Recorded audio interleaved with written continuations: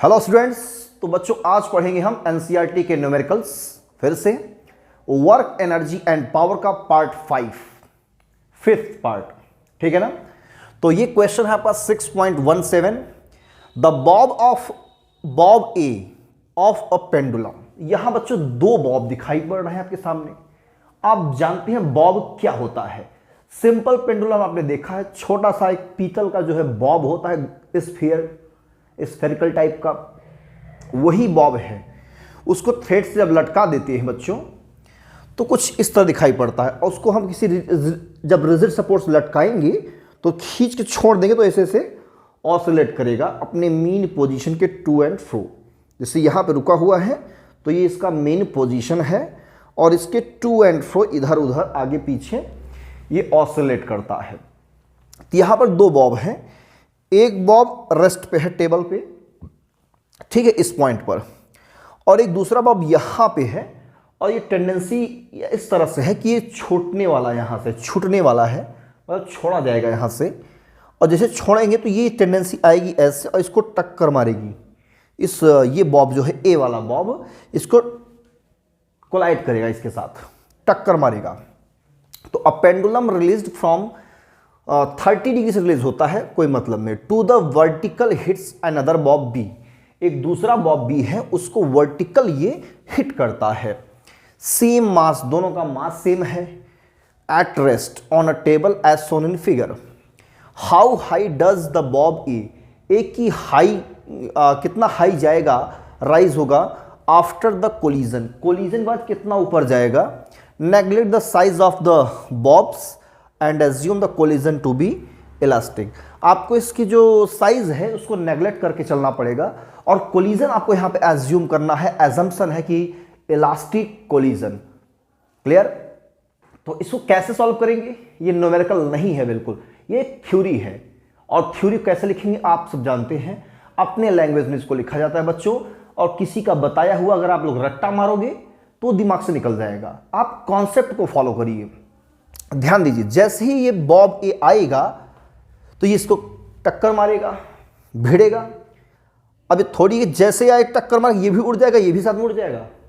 नहीं, हर समय वो लॉजिक आपको इस्तेमाल नहीं करनी है बच्चों कि हमने छोड़ा, ये भी ठोका, ये भी साथ में उड़ गया। ऐसा नहीं करना है। यहां पे लॉजिक है कि इलास्टिक कोलिजन हो रहा है। यहां पे देखिए इलास्टिक कोलिजन, ये दिखाई पड़ रहा है ना, इलास्टिक कोलिजन।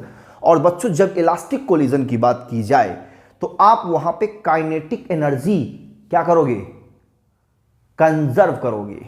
मतलब जो एनर्जी यहां से आएगी वो एनर्जी इसको मिल जाएगी, और जब पूरी एनर्जी ट्रांसफर हो जाएगी तो क्या कहेंगे, इलास्टिक कोलिजन। तो होगा क्या, इसको ये टक्कर मारेगा तो ये किस में आ जाएगा, A become in rest, A become in rest, ये रेस्ट में आता है, और B will move with velocity A, with velocity A की वेलोसिटी से क्या करेगा, बी मूव करेगा, और जितना ऊपर ये है ये उतना भी ऊपर जा सकता है, और ये किस में आ जाएगा, रेस्ट में आ जाएगा। मतलब इस बी के प्लेस पे आ जाएगा। A become in rest at place B, at place of B, bob B के प्लेस पर ये आ जाएगा। यही है इसका आंसर, और आपको इसको अपने लैंग्वेज में नोट करना है। तो ये है क्वेश्चन नंबर 6.17, एक थ्योरी, और इसी टाइप का एक न्यूमेरिकल हम लेकर आ रहे हैं इसके जस्ट बाद 6.18 क्वेश्चन। तो इसको अपने लैंग्वेज नोट कीजिए। 6.18 आपके सामने आ रहा है, ठीक है बेटा। बच्चों 6.18 क्वेश्चन आपके सामने है, बहुत ही सिंपल क्वेश्चन है, और माइक एक मिनट, ठीक है। If length of pendulum is 1.5 metre. इसके पहले एक लाइन क्वेश्चन और था, और उसको मैंने नहीं लिखा यहाँ पे क्योंकि उसमें दिया था कोई पेंडुलम है सोन फिगर, इस टाइप का क्वेश्चन है, तो उससे कोई लेना देना नहीं है। इंपॉर्टेंट पॉइंट को मैंने यहाँ पे नोट किया है। If length of pendulum is 1.5 metre. बच्चों तो पेंडुलम है, यहाँ पे दिखाई पड़ रहा होगा आपको, ये कितना है, 1.5। देखो ये थ्रेड है, थ्रेड से बॉब लटका हुआ है, जो थ्रेड का लेंथ है जहां से अटैच है, कंप्लीट लेंथ कितना है, 1.5 मीटर है। अभी जहाँ पे है इसका ये लोवेस्ट पॉइंट है, तो इसको हम लोग ग्राउंड लेवल कह देते हैं। जब मैं इसको एक साइड खींच के और छोड़ देता हूँ ऐसे, तो जाएगा फिर आएगा, जाएगा आएगा, तो इस तरह से पेंडुलम आएगा जाएगा ऊपर नीचे होता रहेगा। तो जब ये हाई जाएगा एक साइड, किसी एक साइड, तो उसका आएगा, तो जहां तक गया ये क्या है, इसका मैक्सिमम पॉइंट है। मतलब ये कुछ हाइट गेन कर लिया यहां से, ये इसको हम ग्राउंड लेवल मान के चले अगर, तो इसने कुछ हाइट गेन कर लिया, ये हाइट। अब ये हाइट कितनी है इसकी, अगर हम पैरेलल इसको मैच कराएं तो 1.5 मीटर इसकी हाइट हो गई। बताइए हुआ कि नहीं हुआ? फिगर के अकॉर्डिंग आपको सॉल्व करना है। अब ये जरूरी नहीं कि पेंडुलम जितना आप लेंथ है थ्रेड का उतना ही ये जाए, ये जरूरी नहीं है, लेकिन इस फिगर में ऐसा कहा गया है कि ये अपनी लेंथ के बराबर, देखो ये भी लेंथ कितना है 1.5, ये लेंथ 1.5, इसका मतलब इसको इसके लेंथ के बराबर खींचा गया है एक साइड और छोड़ दिया गया है, तब ये ऑसिलेट कर रहा है ऐसे ऐसे, है ना, तेजी से। तो जब यहां पर पहुंचेगा ये घूमते हुए इस पॉइंट पे, तो इसकी वेलोसिटी क्या होती है, कंटिन्यू। भाई आपने पढ़ा है ना, जब कोई बॉडी ऊपर से नीचे आती है तो वेलोसिटी इंक्रीज करती है, और बच्चों जब वेलोसिटी इंक्रीज करेगी तो काइनेटिक एनर्जी भी इंक्रीज करेगी। क्लियर? तो यहां पर काइनेटिक एनर्जी सबसे ज्यादा होगी, और यहां पर क्या होगी, हाइट गेन किया है बच्चों, और जब हाइट गेन कर ले तो कौन सी एनर्जी आएगी, पोटेंशियल एनर्जी। तो पोटेंशियल एनर्जी मैक्सिमम कहां पे होगी, पॉइंट ए पर। लेकिन इसमें एक क्वेश्चन में कह रहा है what is the speed with which the Bob arrives, किस स्पीड से यहां पहुंचता है, तो हमने यहां पर लेट किया कितना, v स्पीड। तो यहां पर v है तो काइनेटिक एनर्जी आप बताओगे, यहां पर काइनेटिक एनर्जी कहोगे 12 mv²। अब ये एनर्जी पूरा का पूरा कहां से मिला है, इसके पोटेंशियल एनर्जी से। पोटेंशियल एनर्जी धीरे धीरे घटते घटते घटते घटते घटते यहाँ पर पोटेंशियल एनर्जी जीरो हो गई, ग्राउंड लेवल पे आ गई है। जब ग्राउंड लेवल पे आ जाएगी तो potential energy zero, potential zero तो किस में कन्वर्ट हो जाएगी, काइनेटिक में। दैट मीन्स जितना यहाँ पोटेंशियल एनर्जी होगी वो पूरा का पूरा काइनेटिक एनर्जी के बराबर हो जाएगी, कन्वर्ट हो जाएगी। ठीक है, इतनी बात समझ में आ रही है। लेकिन जितना भी एनर्जी है उसमें 5% डिसिपेट्स होता है, मतलब क्षय हो जाता है, नुकसान हो जाता है। डिसिपेट मतलब कहते हैं क्षय, क्षय हो गया इसका, है ना, क्षय, लॉस, डिसिपेट होता है। तो किसके कारण होता है ये, एयर रेजिस्टेंस कारण। एयर रेजिस्टेंस कारण कुछ लॉस हो जाता है। तो 5% मान लो हम लॉस हटा देते हैं तो कितना परसेंट बचा, 100% की बात होती है ना, 100% की बात होती है। अगर 5% माइनस कर दें तो कितनी एनर्जी बचेगी, 95%। तो 95% ऑफ पोटेंशियल एनर्जी यहां होगी, वही 95% ऑफ पोटेंशियल एनर्जी कन्वर्ट होगी किसमें, काइनेटिक एनर्जी में। दैट मीन्स पोटेंशियल एनर्जी हमारे पास कितनी है, 95% ऑफ, जो रियल में पोटेंशियल एनर्जी कितना होगा, mgh। ठीक है ना। तो इस फार्मूले का हम क्या करेंगे, इस कॉन्सेप्ट का यूज करेंगे। तो पूरा का पूरा एनर्जी काइनेटिक में कन्वर्ट होता है, that is 12 mv² is equal to 95% of mgh। ठीक है, m से m कैंसिल, तो यहां से हम v²/2 95/100, इसको 100 लिखेंगे, और यहां से 9.8 रखेंगे और 1.5, इसको सॉल्व कर लेंगे, 50 हो जाएगा, और सॉल्व कर लेंगे इसको v², तो ये 9 से कटेगा, सॉल्व करने पर v = 5.3 मीटर पर सेकेंड अप्रॉक्सीमेटली आपका आंसर आ जाएगा। सॉल्व करके चेक कीजिए बच्चों। तो ऐसे बॉब के क्वेश्चन में जब भी कहे इतना % लॉस हो गया है तो कितना उसको माइनस कर दीजिए 100% से, और उसको काइनेटिक एनर्जी के बराबर कर दीजिए। काइनेटिक एनर्जी लॉस कर रही है तो उसको पोटेंशियल एनर्जी के बराबर कर दीजिए। ठीक है ना। तो 6.18 इसी तरह से बॉब वाले क्वेश्चन है, ऐसे सॉल्व करते हैं, यही कॉन्सेप्ट है बच्चों। तो इस चीज को आप लोग ध्यान रखेंगे कैसे बॉब वाले क्वेश्चन सॉल्व करने हैं। तो अब 6.18 के बाद हमने क्या रहे 6.19 क्वेश्चन, और वो भी थ्योरेटिकल टाइप का है। यहां पर इसको नोट करें और सॉल्व कीजिए। 6.19 क्वेश्चन एनसीईआरटी का थ्योरी है थोड़ी सी।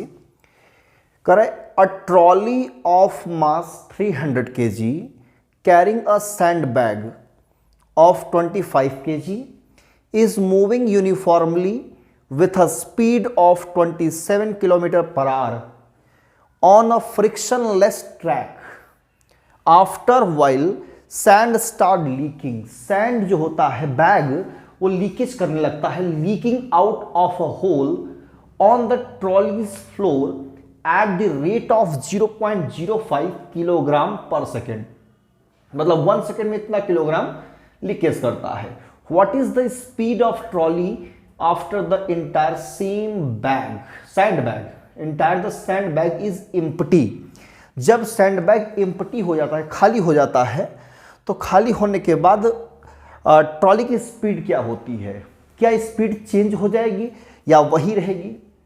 तो कुछ बच्चे जो लॉजिक लगा रहे होंगे कि स्पीड इंक्रीज कर जाएगी, कि खाली होगा तो बहुत तेजी से भागेगा, है ना। जैसे कोई ट्रॉली वाला है और गाड़ी चला रहा है, शायद ट्रॉली से खींच रहा है, हल ज़्यादा वेट रहता है तो बहुत धीरे धीरे चलाता है ना, धीरे धीरे चलाता है, धीरे धीरे चलाता रहता है।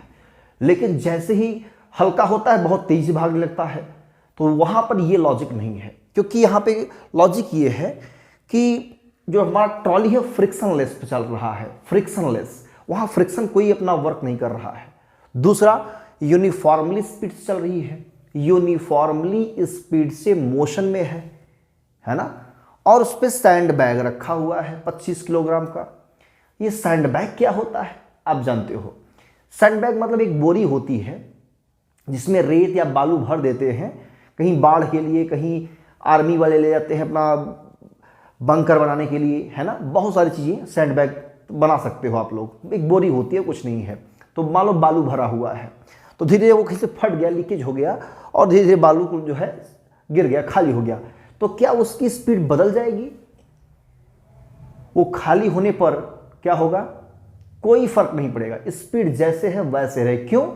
क्योंकि जो ये यहाँ पे सैंडबैग खाली हो रहा है, या जो सैंडबैग और ट्रॉली सिस्टम है, इस पर कोई एक्सटर्नल फोर्स अप्लाई नहीं हो रहा है कि ये खाली हो जा रहा है उसकी वजह से। No external force exerts on it. No external force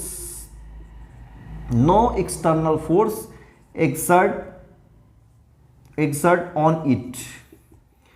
So speed remains unchanged. ये स्पीड चेंज होने वाली नहीं है, अनचेंज रहेगी, मतलब चेंज होगी ही नहीं। यही इसका आंसर है। बहुत सिंपल सा क्वेश्चन था ये 6.19। इसके बाद हम लेके आ रहे हैं 6.20। ठीक है ना, इसको नोट कर लीजिए। 6.20 बच्चों बहुत ही मजेदार क्वेश्चन है, बहुत इंटरेस्टिंग क्वेश्चन है। क्यों?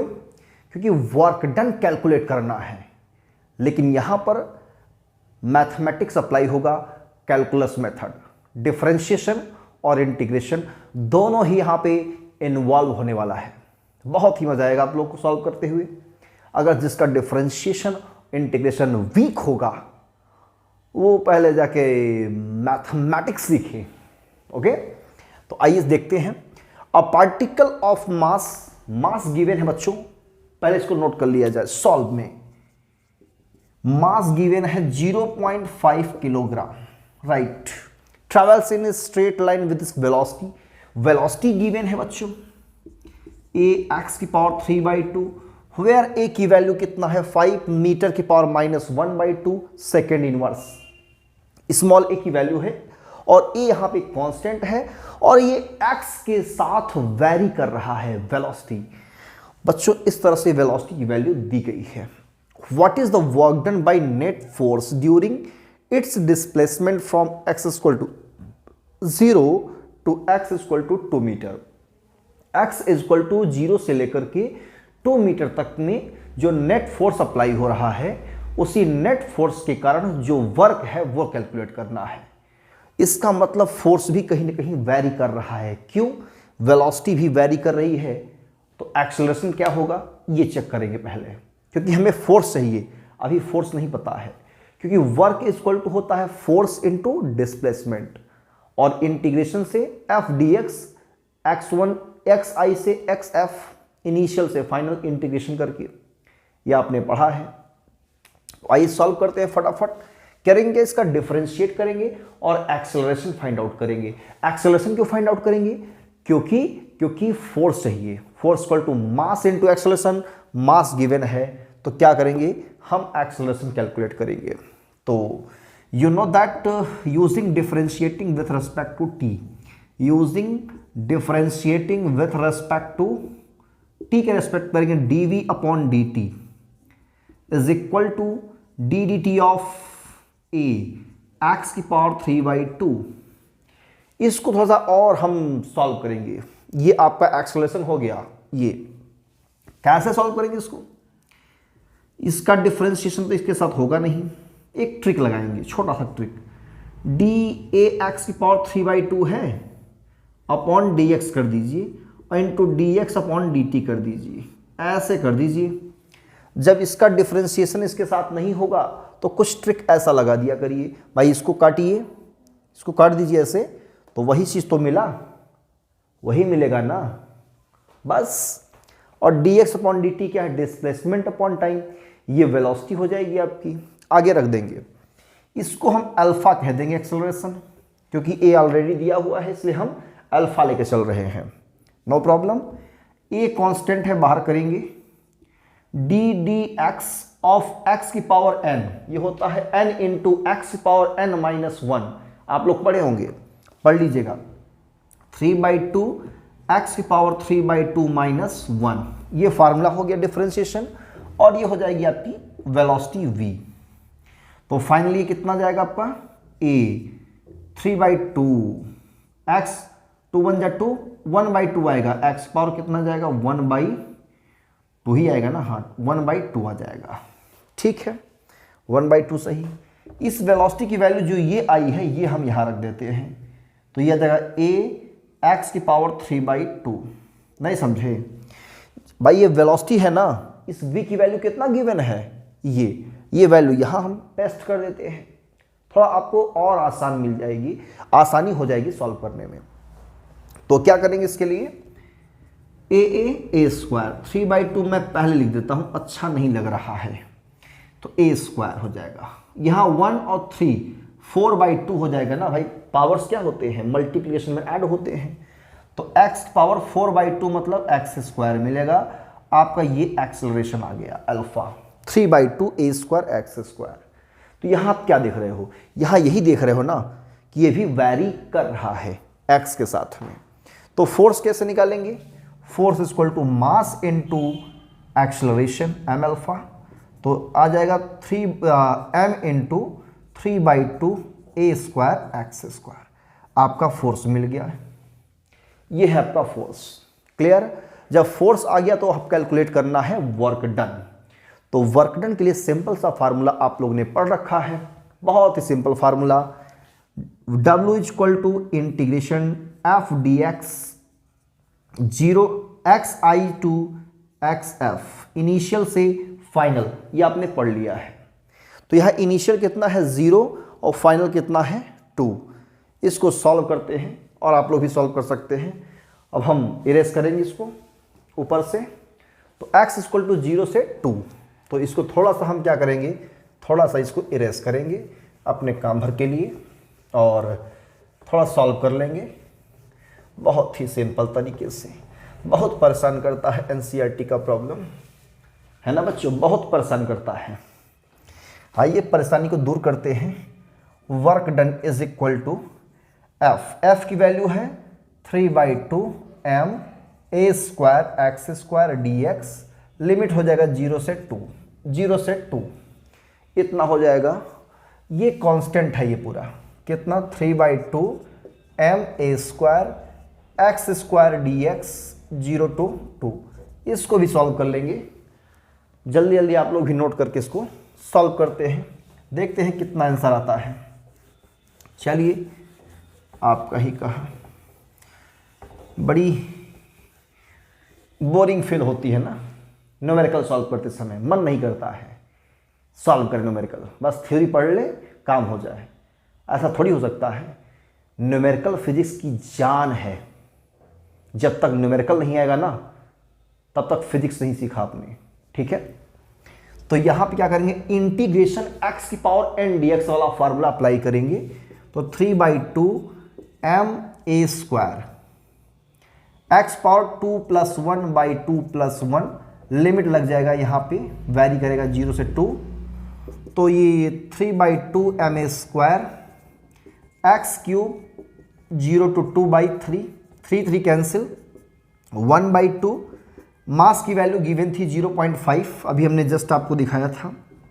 ए की वैल्यू भी गिवन है 5 का स्क्वायर, ये upper limit minus lower limit, तो 2 का क्यूब आ जाएगा।